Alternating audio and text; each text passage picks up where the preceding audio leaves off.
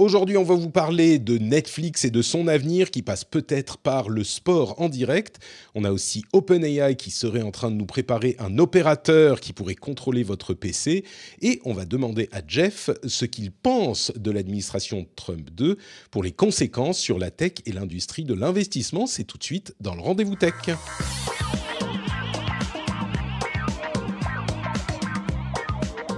Bonjour à tous et bienvenue dans le Rendez-vous Tech. Nous sommes en novembre 2024 et je suis très heureux de vous recevoir. Je suis Patrick Béja et cette émission, c'est le podcast hebdomadaire où on vous parle tech, internet et gadgets. On analyse, on informe, on se distrait un petit peu aussi. On s'amuse bien quand même dans l'émission où on essaye. Et je suis très heureux de vous recevoir. Je suis également très heureux de pouvoir remercier Dimitri Goossens, Delomeni Emmanuel, David Irigoyen peut-être, Olivier Faquet et Aïdan et les producteurs de cet épisode, Julien D et WakaTP. C'est grâce à eux que cette émission existe, parce qu'ils sont allés sur patreon.com/rdvtech pour la soutenir financièrement avec des sous-sous. Et les sous-sous, ça peut être utile parfois. Donc, un grand merci à tous ceux qui soutiennent l'émission. J'accueille du coup deux de mes animateurs favoris. Vous voyez, je ne prends pas énormément de risques, c'est flatteur. Et en même temps, de mes animateurs favoris, je n'ai pas dit que c'est que mes favoris. Ce délicieux rire qu'on entend, c'est celui de Marion. Comment ça va, Marion ? Est-ce que tu es en forme ? Bonjour, bonjour. Bah oui, super, super forme et ravie de vous retrouver pour cette actualité tech. Et en effet, tu n'as pas pris de risque, mais je te comprends. Et oui, il faut que je ménage tout le monde. Celui qui a un rire et une voix tout aussi délicieuse, c'est Jeff Clavier qui se joint à nous de la Silicon Valley. Comment vas-tu, Jeff ? Je vais bien, bonjour à toutes et à tous, c'est un plaisir de vous retrouver. Et ça aurait pu être pire, il aurait pu dire mais plus vieux. Non, mais dis pas Pas ça, du tout, Jeff. pas du tout, pas du tout. J'avais de la vie. Ça fait 15 ans qu'on fait ça, nous. C'est vrai que ça fait un petit moment, oui. Tu te souviens de l'époque World of Warcraft ? Enfin, Warcraft a fêté ses 30 ans, World of Warcraft 20 ans. J'en parlais dans un épisode un peu particulier du Rendez-vous Jeu la semaine dernière. Tu te souviens quand on s'est rencontrés la première fois, Jeff ? C'était à une BlizzCon, si je ne me trompe pas. Non, c'était pas BlizzCon, c'était c'était à la WWE. Oui, c'était c'est à ça. Paris. C'était en 2008 et j'ai encore le t-shirt. Ah, parce c'est beau. que tu le portais quand on s'est rencontrés. C'est ça la raison. Bah oui. Bien Bah sûr, ouais. bien sûr. Donc à chaque fois, je vois le t-shirt, je pense à toi. Écoute, heureusement, on se parle tous les mois, donc on ne se perd pas de vue. Tiens, avant de se lancer dans l'actualité, je voudrais vous parler d'un autre podcast fort sympathique auquel Jeff a participé. C'est un podcast qui s'appelle Génération Do It Yourself, ou peut-être Generation Do It Yourself, en fonction d'à quel point on est francisant ou pas. C'est un podcast de Mathieu Stéphanie où il parle des investisseurs, des constructeurs, des entrepreneurs et de leur parcours. Et tu y as participé il y a quelques semaines. C'était super intéressant. Moi, je l'ai écouté et c'était délicieux, justement. Ouais, c'était très sympa en fait. C'est rare que tu aies l'occasion de t'asseoir avec quelqu'un pendant 1 heure et demie et littéralement de couvrir un grand nombre de sujets. Donc on a fait plein de trucs un peu en profondeur sur l'investissement, qu'est-ce que ça veut dire, qu'est-ce qui se passe ici en Californie, etc. Et donc take a listen comme on dit et dites-moi ce que vous en pensez. Je pense que c'était sympa. On mettra le lien dans la newsletter. C'est vraiment Jeff qui parle de son métier, de son parcours pendant 1 heure et demie et de ce qu'il cherche dans les investisseurs, dans les projets, comment il les sélectionne, ce sur quoi il passe, l'histoire de certains trucs sur lesquels il est passé 1, 2 ou 3 fois. Tout ça, c'était vraiment un bon moment. Et tu sais que je fais des portraits régulièrement avec différentes personnes qui participent à l'émission ou pas. Et je me disais, il serait temps qu'on en fasse un avec Jeff. Et Mathieu m'a pris de vitesse, mais on en fera un jour. Ça sera Après un tout peu ce drôle. temps. Oui, après tout ce temps. Peut-être qu'on fait un effort et on se dit, la fois on se voit en personne à Paris, on fait ça. Ça serait fou en live. Ah ouais, ok, banco. En C'est live. bon. On fait ça. Il y a aussi, alors je vous disais, je vous mets le lien dans la newsletter, donc vous pouvez vous abonner à la newsletter bien sûr. Et je voudrais mentionner un gentil message sur Discord de Kevin Goodguy qui vante les mérites du channel WhatsApp aussi. Il disait que c'est devenu le principal contenu qu'il consomme de Note Patrick, les podcasts j'écoute, j'espère aussi quand même, mais c'est exactement ce dont il a besoin, c'est un condensé de ce qu'il veut savoir avec mon avis en plus. Donc si ça vous intéresse ce genre de choses, n'hésitez pas à aller rejoindre le channel WhatsApp. Les infos sont dans la news, dans les notes de l'émission, le lien vers le truc WhatsApp. Je vous ferai peut-être d'ailleurs, Patriote, un petit after show pour parler des réactions à l'épisode de la semaine dernière et à mon laïus de début. Dans l'ensemble, elles ont été très positives. On verra si j'ai l'énergie de parler de ça en after show, peut-être. Mais en attendant, on va se lancer dans les news de la semaine. Non, c'est pas ce son-là, c'est celui-ci. On va se lancer dans les news de la semaine avec, tiens, j'ai l'écran avec le doux visage de Jeff Clavier là sur mon image pour le podcast Génération Do It Yourself. Mais c'est pas de ça qu'on va parler en premier sujet. On va parler de Netflix, puisque je suis sûr que vous en avez entendu parler.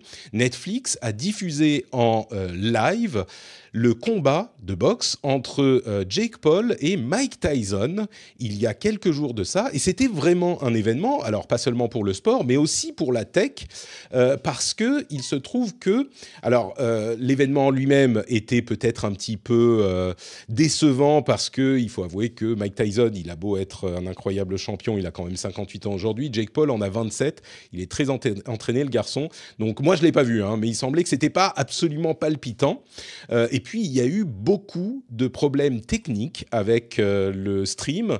Il était inaccessible pour un certain nombre de viewers. Il y avait beaucoup de gens qui n'arrivaient pas à y accéder, comme je le disais, avec des ralentissements, du buffering, etc. On se croirait aux anciens temps de l'Internet. Mais si vous pensez que ça veut dire que Netflix a raté son coup, je crois que vous vous trompez. Le combat, la raison pour laquelle ils ont eu tellement de difficultés sans doute, c'est que le combat a été regardé donc en direct par plus de 60 millions alors ils disent households en anglais, donc c'est sans doute 60 millions de comptes, 60 millions de groupes de personnes. Et c'est extrêmement impressionnant. C'est l'un des événements les plus regardés en direct de l'histoire. Alors on a évidemment des trucs comme les Jeux Olympiques, le Super Bowl aux États-Unis qui sont beaucoup plus regardés que ça, bien sûr. Mais il est là-haut dans les événements les plus regardés. Et du coup, c'est une grosse étape pour Netflix. Et vous vous dites, du live, c'est du streaming Netflix, donc ils ont l'habitude. Oui et non, ils font pas du streaming en direct. Ils ont déjà fait 1 ou 2 événements. Il y avait un comedy special d'un comédien, je me souviens même plus lequel, il y a quelque temps, qui avait été évidemment beaucoup moins suivi en direct que le combat Tyson-Paul. Il y a eu quelques trucs comme ça, mais celui-ci a été un gros succès au niveau de l'audience, même si techniquement c'était pas tout à fait ça encore. Et ils ont dans quelques semaines pour Noël 2 matchs de la NFL, 2 matchs importants de la NFL qu'ils vont diffuser. Donc il n'y a pas à douter que les ingénieurs de Netflix vont regarder absolument toutes les données qu'ils peuvent tirer du combat de boxe pour améliorer le service. Mais ça semble montrer que vraiment, cette diffusion de sport en direct est le prochain relais de croissance pour Netflix, qui a réussi à avoir pas mal de croissance encore grâce à ses abonnements moins chers avec de la pub, au fait qu'ils aient supprimé le partage de comptes, enfin qu'ils aient plus puni le partage de comptes et le partage de mots de passe, etc. etc. Donc ça leur a apporté des spectateurs, mais le sport et des abonnés, mais le sport en direct, c'est vraiment le dernier bastion des chaînes traditionnelles. Le dernier bastion, en particulier aux États-Unis, des chaînes du câble, et c'est leur force. Et si les streamers, les sociétés de streaming commencent à s'y attaquer sérieusement, eh bien, il y a fort à parier que, d'une part, ça fasse tomber ce dernier bastion. Alors, il y aura toujours des gens pour s'abonner, on imagine que ça ne va pas tomber à zéro du jour au lendemain, mais ça semble être vraiment, il y a énormément de gens qui qui se disent bah, moi, je garde le câble parce que je veux regarder mes matchs de basket, de football américain, de ceci, de cela. Évidemment, c'est pas Netflix qui a commencé dans ce domaine. On sait qu'il y a des contrats un petit peu partout dans le foot, spécifiquement en Europe également. Je crois que Amazon est dans l'arène aussi. Mais là, pour Netflix, qui est le plus gros acteur du marché du streaming, eh ben, ça pourrait être le prochain vrai relais de croissance qui fait que y a des gens qui s'abonnent juste pour ça. Donc, s'ils ont des événements importants, ça pourrait être quelque chose de majeur pour que Netflix continue sa croissance. Jeff, j'imagine que aux États-Unis, c'est un sujet. Enfin, je sais que c'est un sujet, le sport en direct. Tu crois que ça peut être un moyen pour Netflix de continuer peut-être à monter en bourse ou en tout cas de continuer à gagner des abonnés, ou tout le monde est déjà abonné à Netflix de toute façon?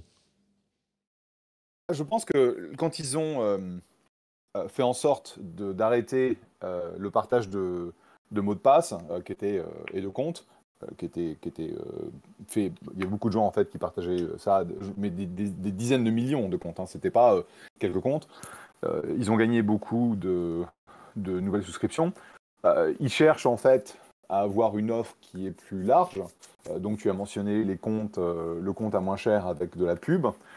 Ils font énormément de développement de contenu aussi, donc des séries qui sont sur Netflix, des films qui sont sur Netflix, avec beaucoup de stars qui sont typiquement dans les films. Et donc pour eux, alors je ne sais pas si c'est eux qui ont initié ce combat ou s'ils l'ont juste mis sur leur plateforme, mais c'est tout à fait logique. Comme tu disais, Amazon a des contrats avec je sais plus qui, parce que je regarde pas le sport américain. On n'est pas super fan de sport, je pense que vous le comprenez. Enfin, tous, ils en ont. Hein. Apple en a, Amazon en a. Apple en a, Amazon en a, donc c'est logique que Netflix en ait. C'est quand même intéressant que Netflix, qui a quand même une plateforme monstrueuse, ait des problèmes de streaming, parce que tu t'y attendais pas. Mais juste pour mettre les choses en comparaison, le Super Bowl, qui est donc la finale du championnat de football américain, qui est regardé par 90 à 100 millions de households, ce combat, c'était 60. Donc c'est énorme, c'est monstrueux. Et on le connaît, on le sait parce que dans la culture populaire qui passe par les séries américaines, le Super Bowl, on sait bien que c'est l'événement de l'année où les familles se réunissent et tout le monde regarde ensemble, même si on s'en fout du football américain, on regarde ça ensemble parce que c'est un moment qu'on partage, quoi. Donc oui, 65, c'est vraiment monumental. Et ça montre qu'il y a un marché pour ça. Et puis ils s'en foutent pas quand même, hein. Ils s'en foutent pas, va pas dire qu'ils non, bien sûr.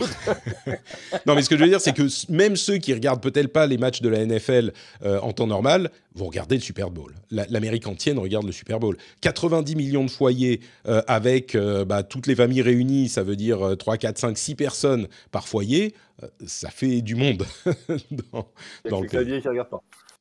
Il n'y a que les claviers qui ne regardent pas, oui, sans doute. Mais donc ça, c'est une chose, le sport en direct. Je me dis, moi, que une fois que ça fonctionne, on n'en est pas très loin, hein, vraiment, ils sont en train de réussir à le mettre en place. On peut imaginer tout plein d'autres choses en direct également. On peut imaginer des concerts, des comedy specials par exemple, qui attireront peut-être un petit peu moins de monde, mais des concerts, des matchs d'e-sport au hasard, ou plein d'autres choses. Marion, est-ce que tu crois que ça apportera des abonnés en plus? Est-ce que toi, j'imagine que tu es déjà abonné à Netflix et que, a priori, peut-être comme nous, t'es pas super fan de sport, donc ça te convaincra, toi, peut-être pas, mais il y a des gens que ça peut intéresser. Oui, je pense qu'en effet, ça peut séduire un public pas forcément, comment dire? Enclin à aller sur des plateformes de streaming. Donc je trouve ça hyper intéressant. Moi, je fais partie peut-être d'une génération où on est un peu moins à suivre les éléments, enfin les événements en live, que ce soit concert ou match ou et cetera. J'aime pas trop, j'aime plus trop finalement cette contrainte de se connecter à un horaire, spécifique, Ah oui, pas mais pour le la match, si cérémonie tu des regardes pas JO. en live, tu te fais spoiler direct, donc Exactement. Mais j'avoue, la cérémonie des JO, les cérémonies, je les ai regardées en direct. Mais, ouais. mais du coup, je pense que ça, c'est intéressant parce que c'est typiquement un type de contenu qui est très populaire et qui va séduire peut-être un public peut-être plus âgé ou qui est très enclin sur ce type d'événement. Et donc, c'est assez complémentaire finalement, je trouve, avec l'offre que propose déjà Netflix. Et puis surtout, peut-être que ça peut aller attirer des personnes qui sont pas forcément intéressées à ce stade par Netflix. Si, avec toutes les séries de qualité ou moins de qualité qui sont sur Netflix, bah, tu t'es pas déjà abonné, je sais pas si en rajouter une 15e ou 100e, ça va te convaincre. Alors que, bah, de la même manière qu'on voit, c'est comment ça s'appelle, DAZN, DADZN, je sais plus, qui a eu la Ligue 1, c'est ça? Bah, si tu Oui. proposes un truc qui n'est que chez toi, eh ben, les gens qui veulent ce truc, ils vont venir chez toi. Donc ça peut effectivement être une porte d'entrée supplémentaire pour Netflix. Et comme je le dis, il peut y avoir d'autres choses après. Évidemment que le sport, c'est hyper important, mais une fois qu'ils maîtrisent cette technologie et qu'ils ont l'infrastructure pour diffuser en direct sur leur plateforme, on peut imaginer mille choses. J'en sais rien, de l'actualité par exemple. De l'actualité ou de l'information. Peut-être que Netflix ne veut pas aller sur ce terrain, hein, c'est très possible. La Mais politique. peut-être, qui sait. À partir de là, the sky is the limit. Comme, Et c'est là où on voit quand même que le live, c'est pas simple à résoudre, hein, vu les problématiques qu'il rencontre. Et c'est une des problématiques techniques les plus compliquées, hein. c'est certain, c'est certain. Si même Netflix a du La mal... politique impartiale, ça, c'est une idée. La Ah, politique impartiale. de la politique Hein mesurée, c'est ce que je disais en ça, intro. c'est une super idée. Écoutez, Netflix, si vous voulez quelqu'un qui a de la pratique dans le domaine, vous avez mon numéro. On va dire que vous avez mon numéro.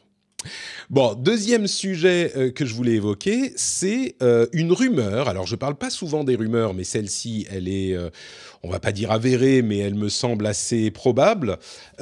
C'est la rumeur selon laquelle OpenAI serait en train de développer un agent pour son IA, qui pourrait contrôler votre PC.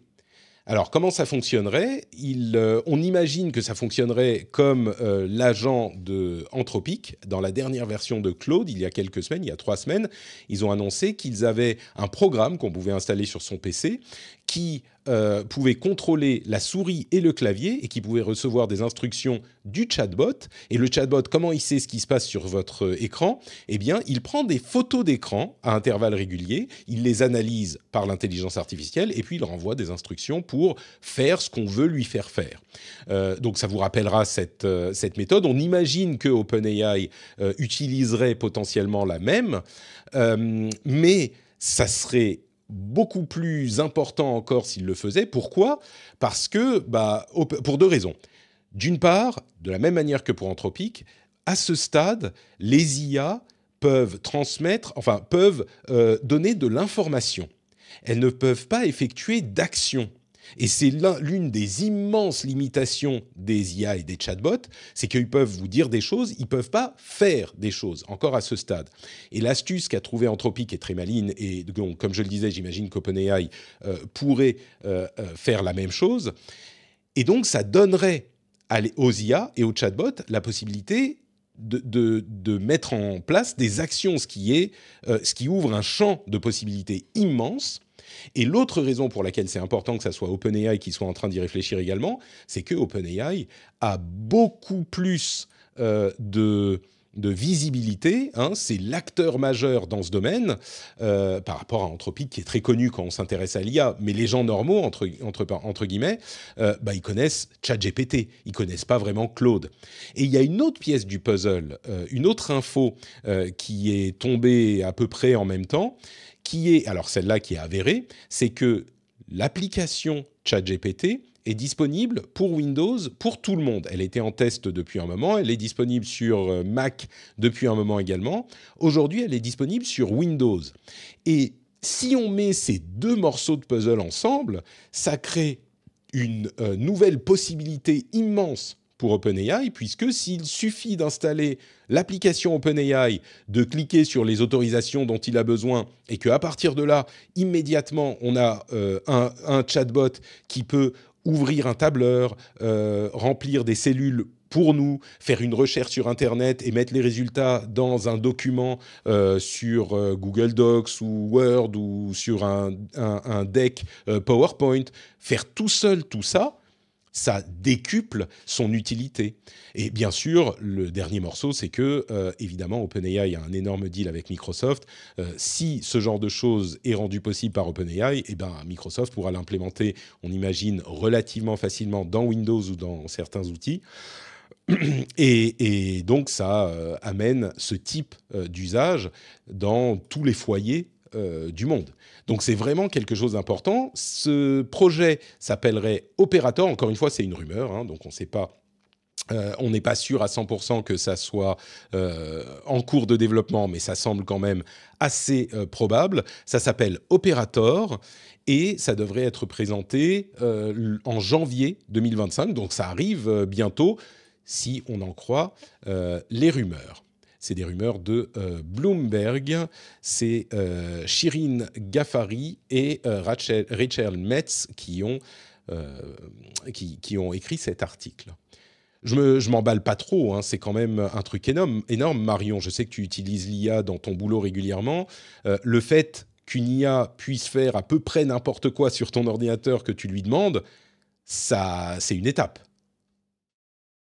Oui, c'est sûr, c'est une étape. Ça, c'est vraiment intéressant. Après, alors, j'ai pas vu, parce que je crois que c'est que des rumeurs, j'ai pas vu de démo de la part Non, c'est vraiment, on est OpenAI, encore à etc. l'état de rumeur là, à ce stade. Voilà, j'ai vu que la démo de Anthropic, la vidéo qu'ils avaient présentée. Et c'était, enfin, c'était en termes d'expérience un peu stupide. C'était un curseur qui bouge sur l'écran et qui va contrôler l'ordinateur. Non, mais enfin, C'est vraiment comme si on a ChatGPT qui a les mains sur votre clavier et votre souris et qui fait ça à votre place. C'est un peu c'est bizarre, ça. mais ça marche. Ça c'est un peu bizarre, ça fait un peu bricoler, en fait, Hmm. et au lieu d'être vraiment réfléchi comme une expérience, genre avec, des tâches automatisées, tu pas forcément besoin de voir que l'IA va cliquer sur un bouton auquel toi, humain, tu aurais cliqué. Enfin, ça paraît très complexe de passer par ça au lieu d'aller directement sur une meilleure intégration. Je suis pas ultra convaincue de l'approche, pour être honnête, en Tu termes penses que... d'expérience. Parce que pour bien expliquer, effectivement, bon, en plus, l'expérience utilisateur, c'est ton métier, mais effectivement, c'est encore vraiment bricolé, puisque bah, le programme installé sur votre ordinateur va donner des indications, des instructions à la souris et au clavier, et puis le programme prend une photo, l'envoie à l'agent, aux ordinateurs, aux serveurs de la société. Alors, en l'occurrence, la démo, c'est Anthropic, mais on imagine qu'OpenAI fonctionnerait de la même manière pour analyse. Donc il y a un petit décalage, il y a un temps de latence, et puis il vient faire le truc. Mais Jeff, si tu as une présentation à faire et que OpenAI peut te dégrossir le travail en lui donnant, tu lui donnes le prompt, tu lui dis fais-moi un deck avec telle présentation, tel type de truc, tel résumé de telles informations, de tel projet. Toi, tu pars te prendre un café et tu reviens pour vérifier que le deck n'a pas trop de bêtises dans le truc, et il t'a dégrossi le travail, il t'a fait 60% du travail. Ok, c'est une expérience utilisateur bizarre parce que il a déplacé la souris, il a pris un petit moment, mais t'as fait la moitié du boulot en buvant. Il t'a fait la moitié du boulot pendant que tu buvais ton café. Tu prends pas, toi, Ouais, mais t'achètes pas? t'as pas besoin. Bah, j'ai ChatGPT sur ma machine, donc de toute façon, je sais pas, mais la stratégie d'OpenAI, c'est de toute façon d'être la boîte qui a le plus de fonctionnalités et qui fait en sorte que t'as pas besoin des autres. Donc par définition, si Anthropic fait quelque chose, si Perplexity fait quelque chose, de toute façon, ça force la main d'OpenAI. Donc Tout à fait. il y a pas de, il y a pas de rumeurs qui ne sont pas fondées. Je pense qu'évidemment, ils ont cette fonctionnalité en développement. Bon, Anthropic, le machin, ça marche pas bien. Et objectivement, ce que tu as décrit, le workflow, donc de dire à machin, bah voilà, j'ai besoin d'une présentation qui fait ci, ça, tu le fais aujourd'hui sans avoir besoin de contrôler ta machine. D'accord? Tu vas juste faire générer la présentation et ce sera beaucoup plus précis. Parce que cette notion de contrôler ta machine, c'est pour des workflows qui sont très personnels. Tu vois, c'est je vais ouvrir un machin, je vais faire ceci, machin, etc. Et donc, ça va prendre du temps pour que ça marche, mais de toute façon, à un moment ou à un autre, ça marchera suffisamment bien pour que tu l'utilises.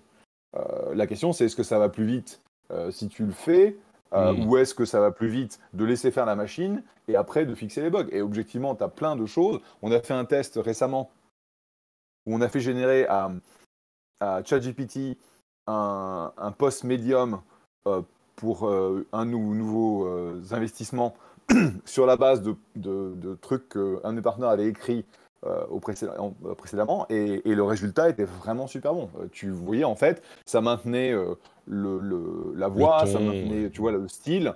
C'était vraiment impressionnant. Bon, après, il y avait des trucs à fixer, mais en gros, on aurait passé peut-être 2 ou 3 fois moins de temps.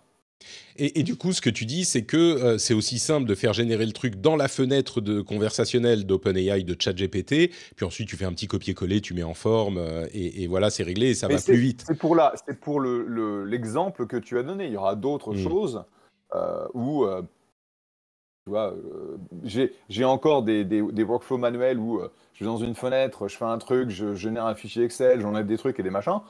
Bah, si le jour où la génération automatique fonctionne, évidemment, tu vas l'utiliser parce que bah, ton temps, c'est ton asset, et plus tu peux avoir de temps libre, plus tu peux faire autre chose. Donc, oui. Mais Pour rebondir sur l'exemple de Jeff, tu vois, typiquement sur le poste médium, en effet, moi, ce que j'attendrais, c'est de pouvoir faire ce prompt et que ça me génère un draft qui soit directement disponible dans les brouillons de médium.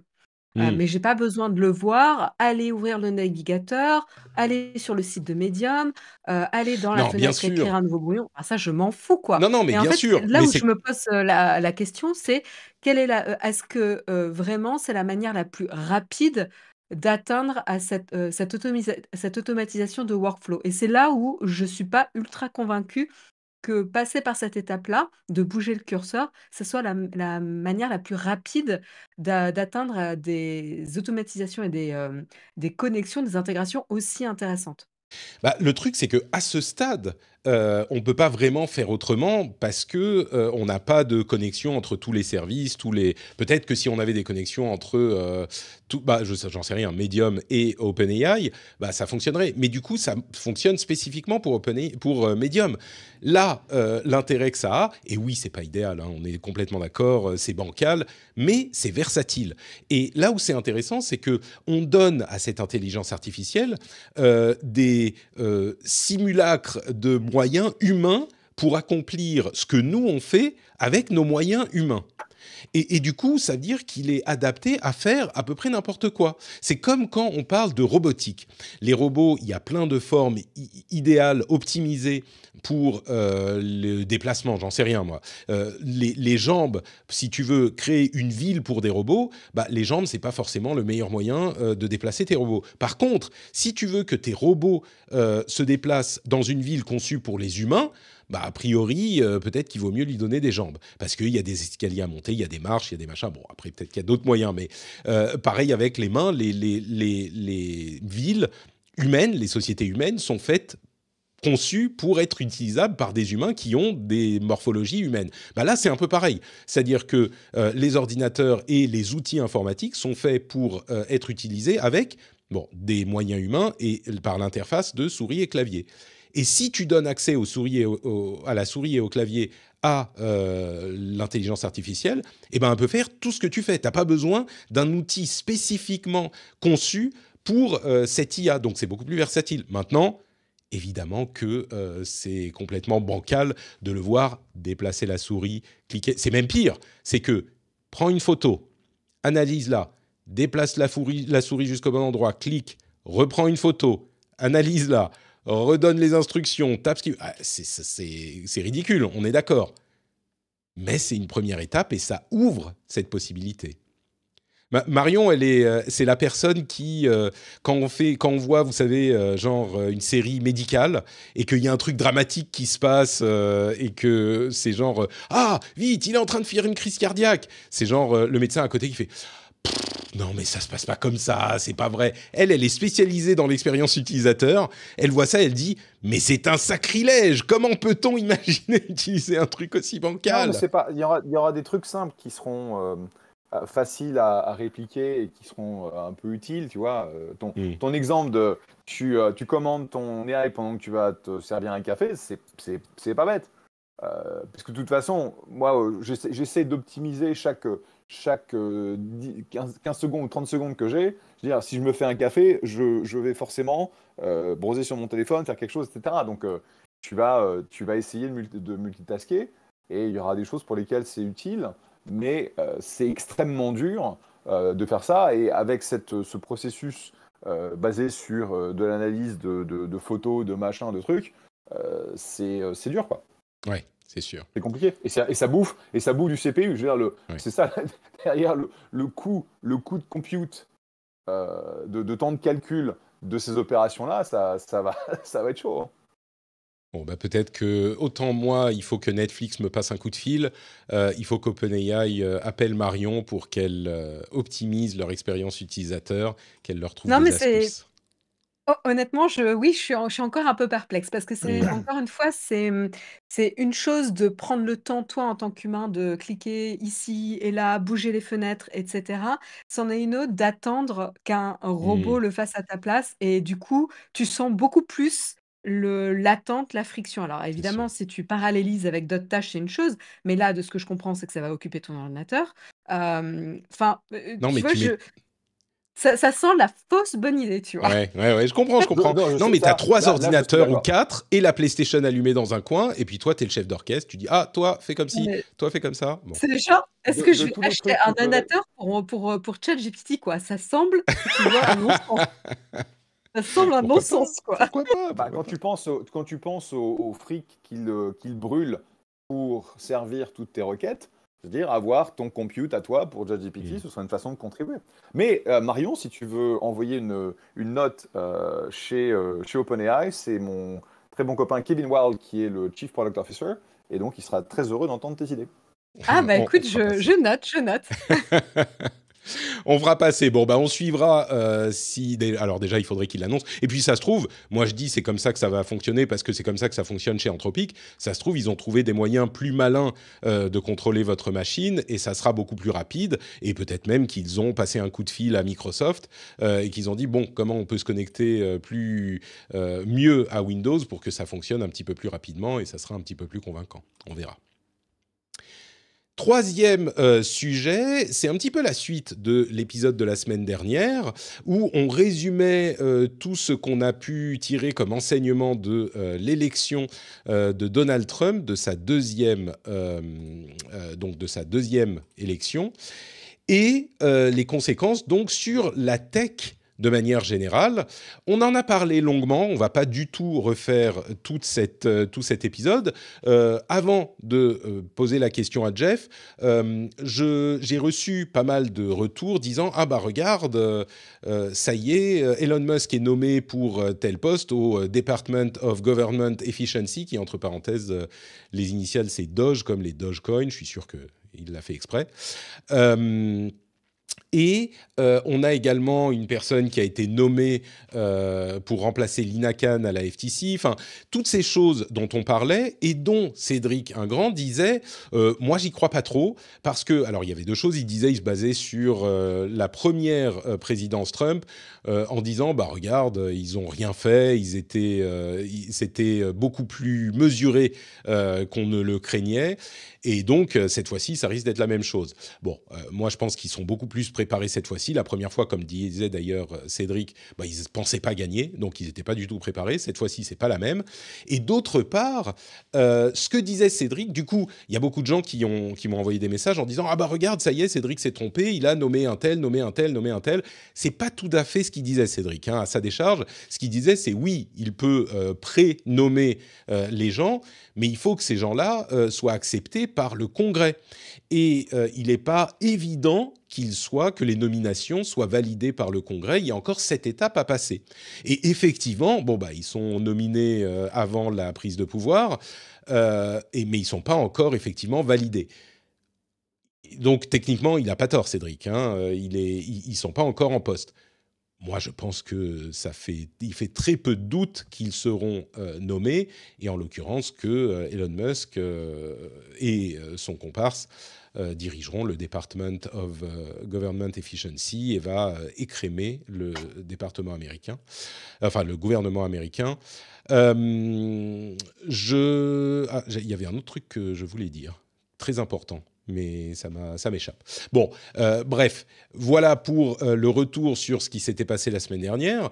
L'autre chose que je voulais évoquer à ce propos, c'est comme je le disais tout à l'heure, puisqu'on a Jeff avec nous, on le sait, on en a parlé à de nombreuses reprises, t'es loin d'être un fan de Trump, mais l'autre chose que je disais dans l'émission de la semaine dernière, c'est que, oui, il y a de l'animosité entre Trump et la tech, mais il a été beaucoup soutenu par des manias de la tech, par des géants de la tech, et d'une manière générale, à la droite du spectre politique américain, on aime bien laisser la libre entreprise entreprendre librement, presque jusqu'à son paroxysme. Et donc, on peut imaginer que les géants de la tech vont être un petit peu débridés, en tout cas, moi c'est ce que je disais, et que donc, ils vont pouvoir faire un petit peu ce qu'ils veulent, comme au milieu des années 2000, après le boom, le dot-com boom, et après le bust du début des années 2000 quand tout a repris,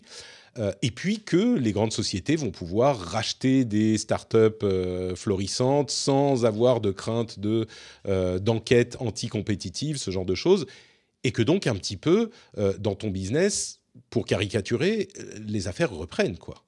Ou est-ce que c'est le cas ou est-ce que je me trompe? Est-ce qu'on sourit quand même un petit peu chez les VC et chez les investisseurs et chez les entrepreneurs d'un coin de la bouche pendant que certains font la grimace parce que Trump a été élu?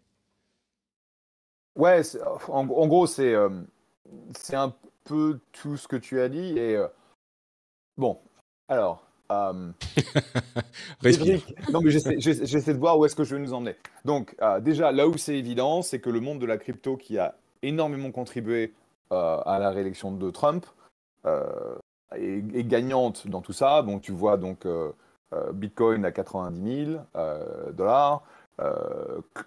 Les gens de Coinbase ont dit on est dans une nouvelle ère pour le monde de la crypto, du Web3, du blockchain, etc., etc. Et puis leur action a augmenté de 30 à 40%. Donc le gros gagnant où il n'y a aucune discussion possible, c'est le monde de la crypto, le monde de la blockchain, le monde du Web3.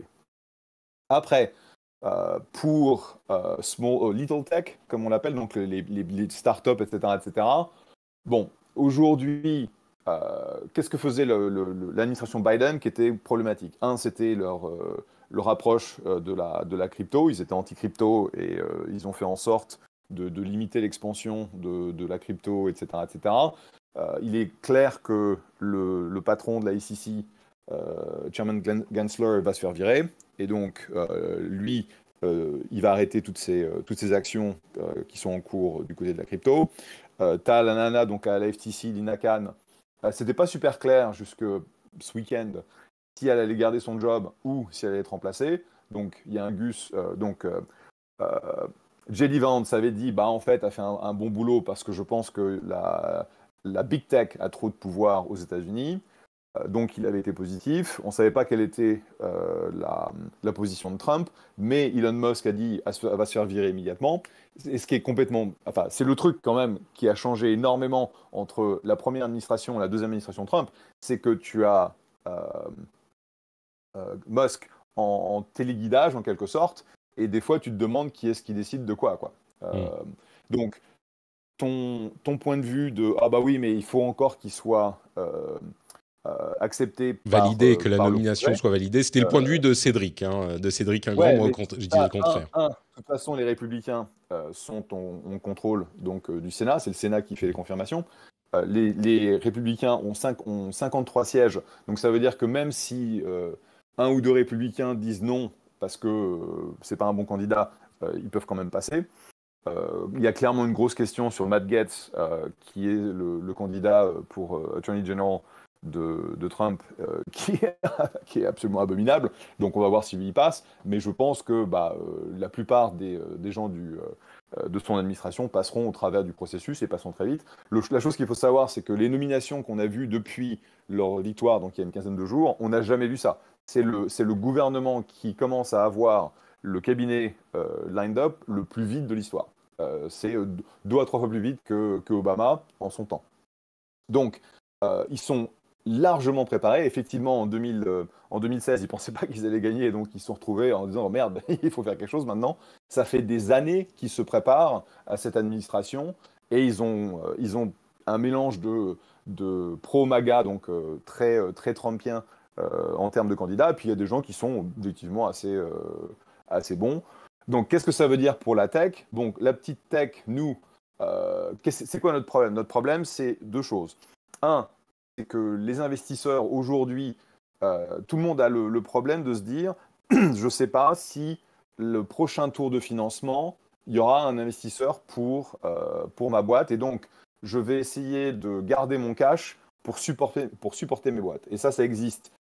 En gros, à chaque stade, que ce soit le Series A, le Series B, donc les boîtes qui ont entre 3 à 5 ans, ou les boîtes qui ont besoin de tours de financement assez larges, hors de l'AI. Donc tu vois, que ce soit XAI, que ce soit OpenAI qui lève des milliards ou des dizaines de milliards, ça c'est facile pour eux, mais autrement, le reste de l'écosystème a du mal à lever de l'argent. Et objectivement, la nouvelle administration, ça ne va pas changer grand-chose à ça, jusqu'à ce qu'on ait la preuve que, comme tu disais, les sorties commencent à arriver. Donc, d'un seul coup, parce qu'il n'y a pas le poids de la FTC et de l'INACAN, les rachats de boîtes commencent à être autorisés. Ça veut dire qu'on commence à avoir plus d'argent qui retourne aux investisseurs et à leurs investisseurs, donc ce qu'on appelle les limited partners. Et donc les limited partners se disent, bah, tiens, je vais commencer à réinvestir dans les fonds. Et en gros, ça va dégeler cette situation qu'on a aujourd'hui. Et ça va prendre quelques mois, voire une paire d'années pour que les choses se passent. La deuxième chose, c'est les IPO, donc les mises sur le marché. À ce jour, on a eu 50 IPOs aux États-Unis. C'est que dalle, c'est rien, c'est n'importe quoi. Cette année, tu veux dire? Cette année, oui. Une année typique, c'est combien? En 2021, on en avait quoi, 700, un truc comme ça? Ah oui, d'accord. Ok. Donc, c'était... là, aujourd'hui, c'est vraiment au compte-gouttes parce que il y a des gens qui veulent aller public, mais comme le marché, si jamais tu vas public aujourd'hui, tu te fais absolument massacrer parce que le marché a une barre très très haute, et bah personne ne veut y aller, quoi. C'est un peu là, tu vois, c'est comme à la sortie du métro, il y a plein de monde, tu as les gens qui poussent derrière, mais et puis le premier, il ne veut pas sortir, quoi. C'est un peu la même chose. Donc, il faut que le marché de la tech se dise, bon, on va pouvoir faire ce dont on a besoin, que ce soit des IPO, que ce soit des acquisitions. Et puis, comme tout gouvernement républicain qui se respecte, tu ne dois pas avoir trop d'interventionnisme. Le problème, c'est que Trump, c'est un républicain, mais il réinvente au fur et à mesure, il décide, bah tiens, je vais bloquer ci, je vais bloquer ça, et il aime pas les Google, les Microsoft. Alors c'est surtout Google, ouais, effectivement. Parce qu'il dit que ils ont un préjudice contre Trump et contre les républicains et contre les conservateurs, et donc il veut leur faire payer ça. Ouais, donc il y a une petite incertitude là-dessus quand même, mais c'est pas la direction que ça prend. On est dans une situation où on n'a pas trop idée de ce qui va se passer parce que le bus est imprévisible. Et quand on voit en fait ces nominations, c'est assez compliqué. Tu vois, donc l'histoire de Doge là, qui est une blague, mais bon, Elon a dit qu'il voulait couper 2 trillions, donc 2000 milliards de dollars du budget américain. Bon, il fait ça avec Vivek Ramaswamy. Et ça, c'est pas un truc du gouvernement. Donc ils vont pas passer par une phase d'approbation du Sénat. Ils vont y aller, ils vont faire des recommandations, et puis ils vont couper dans le tas de la même façon que Elon a viré, je sais pas, 60% du staff de Twitter quand il a pris la main. C'est la même chose. Ils vont casser et ils vont voir ce qui se passe. Et donc ça va être chaud, quoi. Bon, donc on le comprend, vous êtes peut-être un petit peu plus dans l'expectative quand même, pour voir, parce qu'il y a une relation un petit peu ambiguë entre l'administration Trump et la tech. Mais bon. Mais il faut savoir, je terminerai, il faut savoir qu'il y a eu énormément de gens dans mon réseau qui traditionnellement avaient voté Biden, qui ont voté Trump, pour les raisons que j'ai mentionnées, c'est-à-dire que l'administration Biden n'a pas du tout été supportive de la tech. Et au bout d'un moment, les gens ont dit, comme Harris s'est pas prononcé sur la crypto, s'est pas prononcé sur ses stratégies et ses policies, etc. En gros, je vais voter Trump. Et c'est pour ça que j'avais aucun doute que Trump allait gagner. C'est quand j'ai vu quasiment, peut-être pas la moitié, mais 25-30% de mes copains qui traditionnellement votent démocrate passer de l'autre côté. Hmm.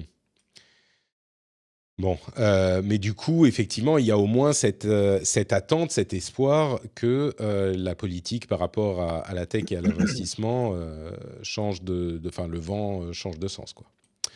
Ça devrait, c'est pour ça que beaucoup de gens l'ont supporté, et ça devrait être bénéficiaire. Bon, on a maintenant un ex-VC en tant que vice-président. Bon, le vice-président n'est pas super important dans l'histoire, dans le grand sens des choses, mais on devrait en bénéficier, sauf qu'on va encore se taper 4 ans de temps, quoi. Justement à ce propos, deux choses que j'ajoute. Je vais mettre également dans les notes, dans la newsletter, un édito ou une interview de Nilay Patel, qui est le rédac-chef de The Verge, qui dit un petit peu les choses telles qu'elles sont. Je vous encourage à aller l'écouter. Il mâche pas ses mots et il est particulièrement préoccupé par ce qui est en train de se passer, de la même manière qu'on peut l'être ici, mais on va pas faire tout le débat à chaque épisode. Et puis il y a un autre élément qu'il faut prendre en compte aussi, c'est la question: combien de temps est-ce que Trump et Musk peuvent coexister, si on parle spécifiquement de Musk, même si les relations entre la tech et Trump sont plus larges que ça. Et c'est une vraie question. C'est une question d'ego, c'est une question de place. J'ai entendu une remarque intéressante qui est que si le Times choisit Elon Musk comme personne de l'année, Trump aura du mal à le digérer et pourrait, du coup, vu qui il est, se retourner contre Musk tout à coup. Et ça semble tout à fait plausible. Mais bon, même au-delà de ça, la question de combien de temps ça va durer se pose. Et moi, ce que je dirais, c'est que même si ça ne dure, entre guillemets, que, j'en sais rien moi, 1 an, ça peut déjà avoir énormément d'effets, quoi. Et ça pourrait durer plus longtemps. C'est inévitable. Ils vont s'arracher la tronche pour exactement cette raison, c'est qu'ils sont tous les deux, ils ont besoin d'être dans le sol dans la scène, photo, ouais. et par définition, il n'y aura pas de place pour les deux. Donc, à un moment ou à un autre, ils vont s'arracher la tronche. Le problème, et c'est ça le problème, c'est que, en gros, Elon va lancer un ensemble de grenades dans le gouvernement américain, puis après, il va disparaître. Et c'est pas clair. Alors, Vivek, c'est pas un idiot, donc peut-être que l'autre il peut responsable faire des choses du en l'autre, Department le of... co-responsable. ouais. Et c'est pareil, ils vont se bouffer la tronche. Parce que Elon a l'habitude d'être le seul à décider, et c'est pour ça qu'il est le CEO de toutes ces boîtes. Bon, il y en a qui est très bien chez SpaceX, mais c'est lui qui prend toutes les décisions, et c'est lui qui est en charge, quoi. Donc ça va péter un moment ou un autre, et ça va être le bordel quand ça va arriver. Bon, écoutez, je pense qu'on a fait à peu près le tour de cette question, ce qui me donne l'occasion de passer aux news et rumeurs, et je le mentionnerai très rapidement. Si vous appréciez la manière dont on couvre l'actualité tech, n'hésitez pas à aller sur Patreon, patreon.com/rdvtech, pour soutenir mon travail financièrement, avec des sous. C'est comme ça que fonctionne le monde. Si vous voulez une approche un petit peu mesurée, un petit peu comme on en trouve pas beaucoup ailleurs, je trouve. On a souvent des approches très très partisanes, très engagées. Et moi, même si j'ai évidemment mes avis et mes opinions, j'essaye de faire les choses de manière un peu plus mesurée depuis longtemps, et encore plus aujourd'hui. Donc, patreon.com/rdvtech si cette approche vous plaît. Allez, on enchaîne avec le reste de l'actu.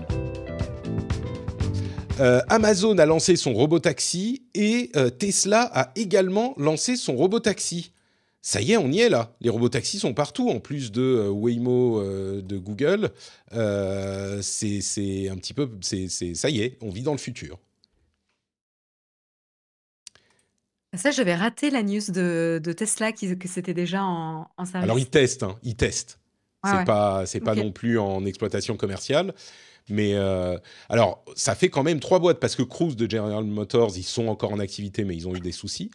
Mais ça fait quand même 3 boîtes qui a des robotaxis. C'est dans des villes spécifiques, mais ça commence à se faire vraiment.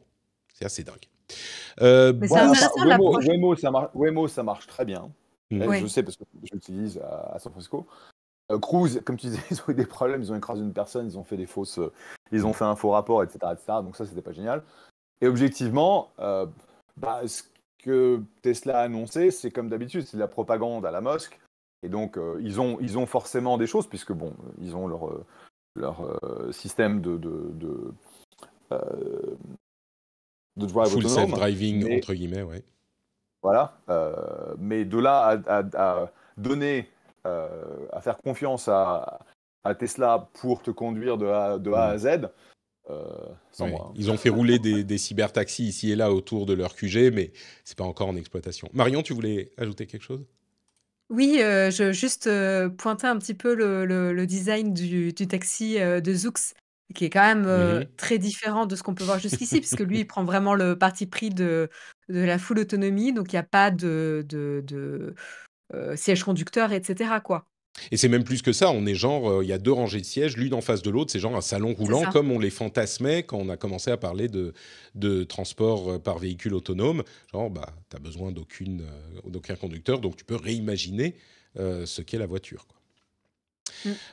Blue Sky a ajouté 1 million d'utilisateurs par jour, quasiment, ils en sont à 18 millions. Alors, les alternatives à Twitter, il y en a eu beaucoup. On voit que même Threads a de plus en plus d'utilisateurs également. D'ailleurs, il devrait lancer la pub bientôt.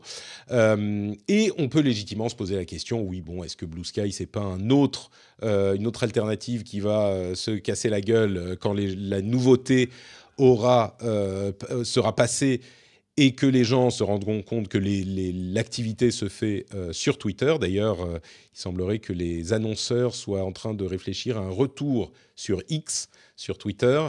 Bon, les choses évoluent là aussi. Mais je dirais que sur Blue Sky, depuis toutes les alternatives que j'ai vues à Twitter, là, depuis quelques jours, c'est la première fois où je commence à avoir une activité suffisante et assez intéressante pour me dire « Ah bah ouais, ça pourrait marcher ».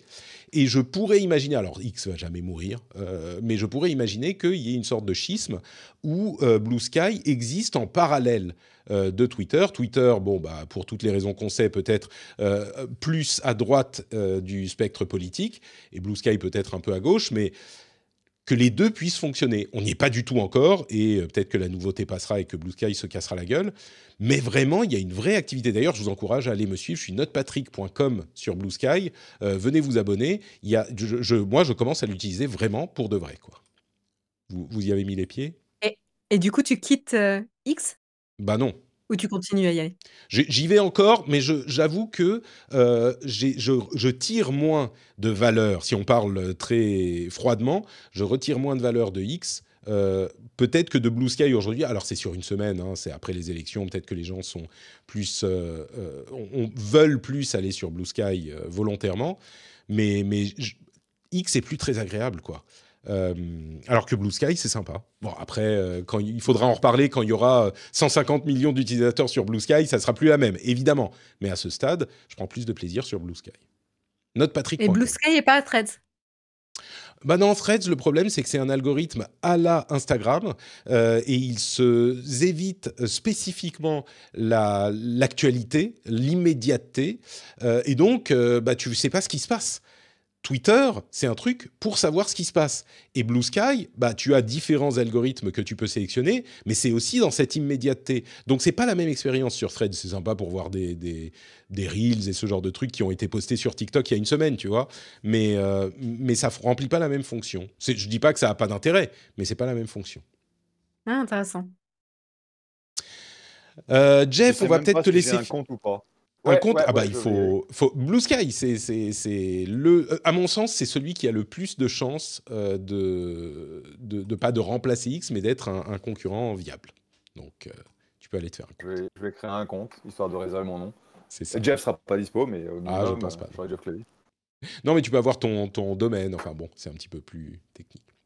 Très bien, Jeff, merci beaucoup d'avoir été avec nous.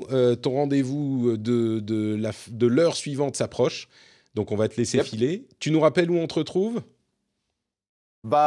Toujours @Jeff sur X, même si je suis pas vraiment super présent pour les raisons que tu as dit. Et je suis Jeff Clavier sur Threads, mais j'interagis pas vraiment. Blue Sky. Abonne-toi à Blue Sky. Je vais essayer Blue Sky. Très bien. Mais il faudra que je regarde ta présence sur WhatsApp. J'utilise WhatsApp de plus en plus en fait. Ah oui, écoute, dans les notes de l'émission, il y a le lien vers mon channel. C'est juste les 3 news tech et les 3 news gaming résumés en quelques dizaines de caractères, plus mon avis qui fait là, disons, 1 millier de caractères sur la news.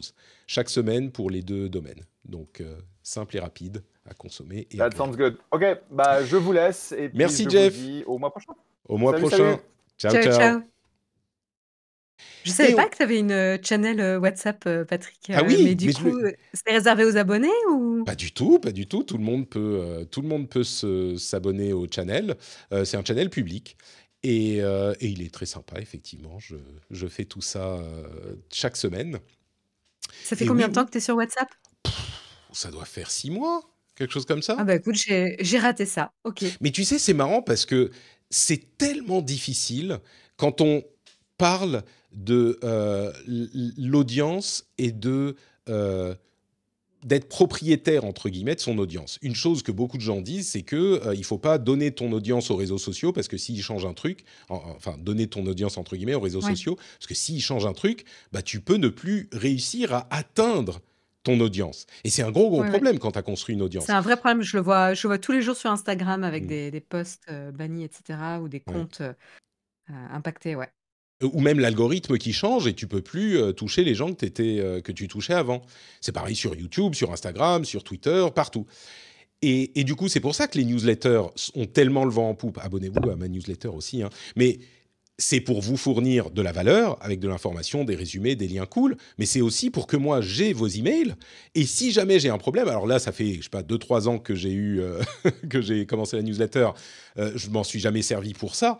Mais si un jour, j'ai un problème, je dois vous dire quelque chose, mes réseaux sociaux sont explosés, je peux mettre en haut de la newsletter « Et au fait, venez me suivre ici, ou faites ceci, ou faites cela. » Et je peux toucher mon public parce que je suis propriétaire du fichier client, entre guillemets, je parle en termes marketing.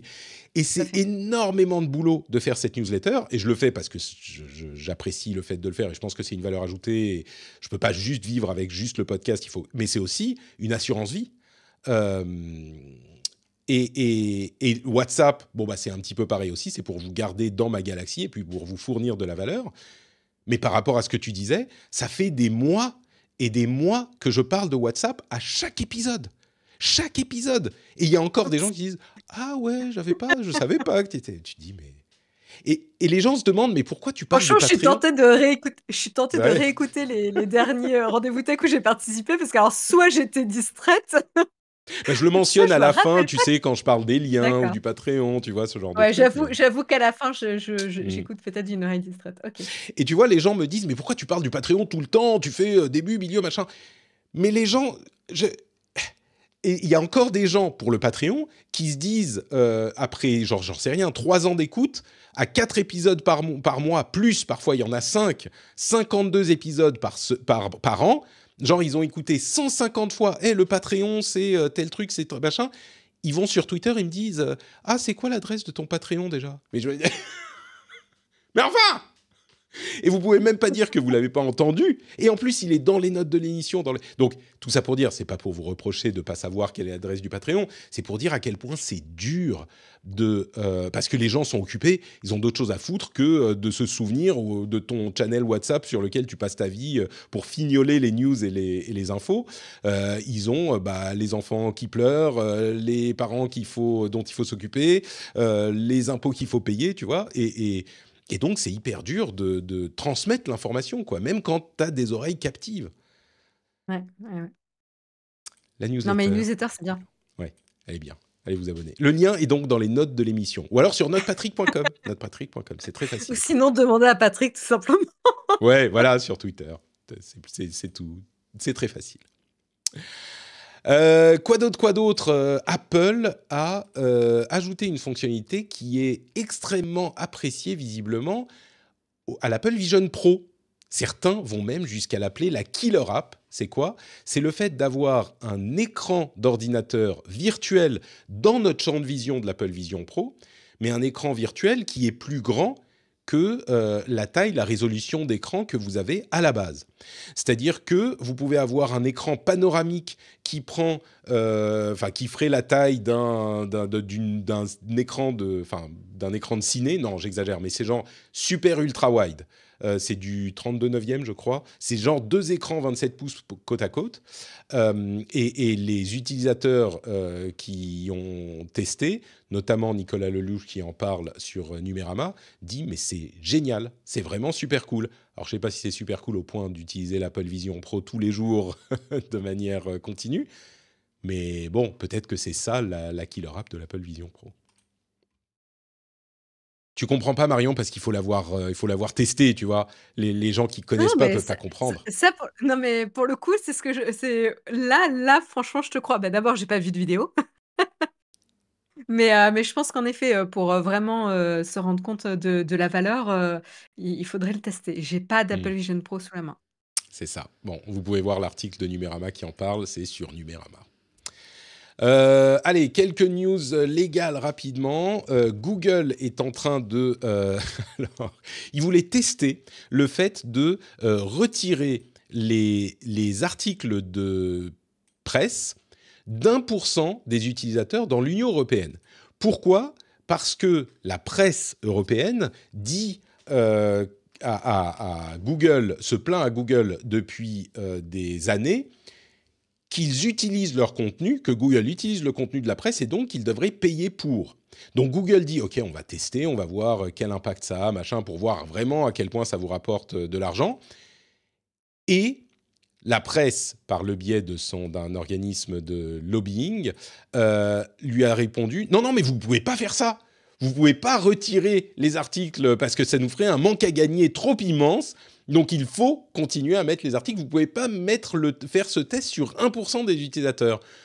Je trouve qu'on marche un petit peu sur la tête, là, quand même. Et à côté de ça, Apple a reçu une notification de l'Union européenne qui lui dit vous avez des pratiques qui sont interdites parce que vous géobloquez. Au début, je me suis dit, mais alors, qu'est-ce qu'il raconte encore sur l'App Store, machin ? En fait, c'est pas l'App Store. Enfin, si, c'est sur l'App Store, mais le problème, en fait, c'est que les applications sont parfois géobloquées et sont disponibles dans certains pays de l'Union européenne et pas d'autres.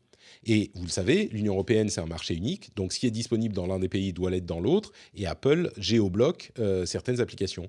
Donc en fait, de là que je me disais, quand même, il pousse pas un petit peu l'UE là ? En fait, non, c'est quelque chose qui a du sens, je crois. Et ça, c'est intéressant. Oui. C'est intéressant, parce qu'en fait, si ton business, il opère pas dans certains pays, tu veux pas forcément que ton application soit disponible. Ah oui, mais il faut. C'est la loi, madame. Bah oui, mais bon. Non, mais. Ok. Ah oui, c'est comme ça. Non, mais il faut avoir des agréments pour pouvoir opérer dans certains pays. Par exemple, une banque, si elle se lance en France, elle va pas pouvoir opérer en Espagne. Enfin, je veux dire, c'est la loi. Il faudra poser la question à l'Union européenne. Peut-être qu'il y a des exceptions de ce type-là. Voilà, donc tu vas quoi ? Attaquer la banque parce qu'elle met pas à disposition son application alors qu'elle n'a pas le droit d'opérer dans un pays. C'est une très bonne question. On va appeler Madame Vestager demain, parce que là, elle doit faire dodo quand même. Il est un peu tard. Mais on l'appelle demain et puis on lui pose la question. Ok. Et puis, vous avez peut-être vu passer cette news c'est une opération marketing de O2, qui est un opérateur mobile en Angleterre, qui a créé une IA qui fait perdre du temps aux scammers par téléphone.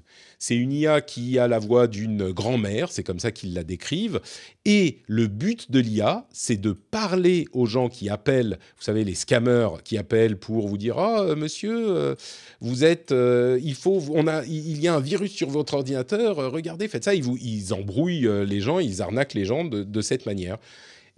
Et bien, cette IA est conçue pour leur faire perdre le plus de temps possible en les embobinant, en leur disant, et genre c'est grand-mère, donc je suis fragile et je ne sais pas comment ça marche. Et je dis, attendez, vous dites quoi? Il faut que j'appuie W, W, W. Ah mais attendez, j'ai des photos de mon chat là. Et genre, ça dure des heures, les scammers se plaignent. Il y a dans la vidéo de promo des extraits assez délicieux, évidemment, où ils disent, mais enfin, ça fait 1 heure qu'on est au téléphone, j'en peux plus. Et bon, c'est la joie d'arnaquer les scammers.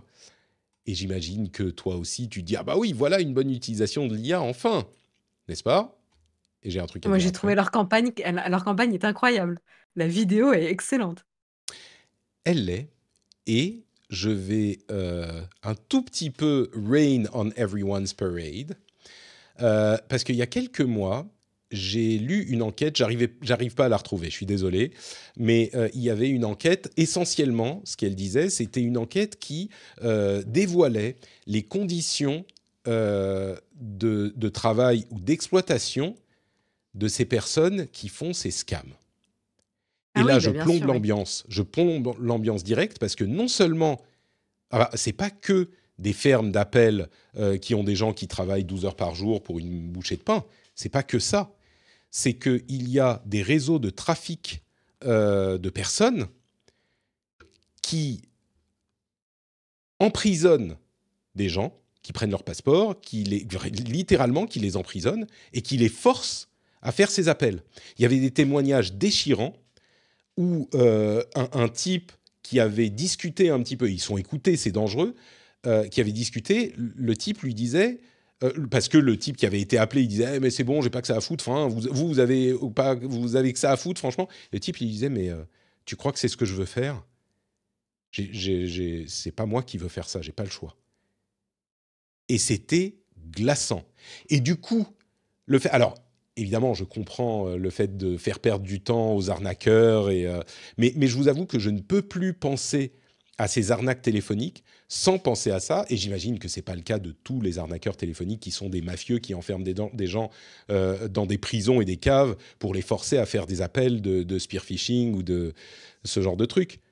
Mais je ne peux plus imaginer ça, enfin penser à ça sans penser à ces gens-là. Et du coup, la grand-mère paria qui leur fait perdre la tête parce qu'elle leur prend la tête pendant des heures, moi, ça n'a pas pu me faire rire, quoi. Donc voilà, je suis désolé, je plombe l'ambiance, mais c'était l'occasion de ressortir cette... Vous savez, il y a une quantité d'articles que je lis et que je stocke dans un coin de ma tête pour savoir, pour connaître l'environnement et l'état de l'industrie et dont je vous parle jamais. Et celui-là, il m'avait marqué, et ben là, c'est l'occasion de vous en parler. Donc je suis désolé, j'ai plombé l'ambiance, mais au Ouais, moins non, maintenant, mais vous savez, quoi. c'est intéressant. Après, je pense que ce qui est intéressant aussi dans l'approche, c'est que le but, c'est de rendre un business d'arnaque moins, Performant, bien sûr. moins performant. Et Oui, donc, oui, s'il est moins performant, de le tuer. Alors, qu'est-ce que ça veut dire pour les personnes qui sont malheureusement prises dans dans ce ces mails, il faut... business-là? Ils vont sûrement être malheureusement demandés de faire d'autres choses, d'autres types d'arnaques autrement. Mais le but, c'est en effet, de réduire et de rendre ce type d'arnaque téléphonique moins intéressante pour les arnaqueurs. Évidemment, évidemment. Non, mais c'est tout à fait, tu as 100% raison. Et je ne suis pas en train de dire, ah, mais du coup, il ne faut pas le faire. Mais c'est juste que ça met comment dire, ça change la couleur du truc que j'ai vu, quoi. Bon, voilà pour les sujets que je voulais qu'on traite aujourd'hui. Je vais vous mettre encore dans la newsletter 2 ou 3 petits liens supplémentaires. D'une part, une interview avec Max Tegmark, qui est l'un des co-auteurs du papier Attention is all you need, qui était un papier majeur pour l'IA en 2017.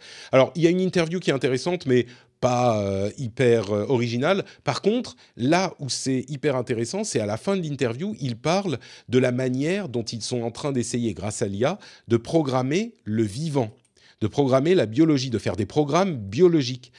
Ça, pour le coup, c'était vraiment passionnant. Et d'une certaine manière, avec les vaccins mRNA, je ne sais plus comment on dit en français, mRNA, c'est un petit peu de ça, mais ça va beaucoup plus loin. C'est super intéressant, ça sera dans la newsletter.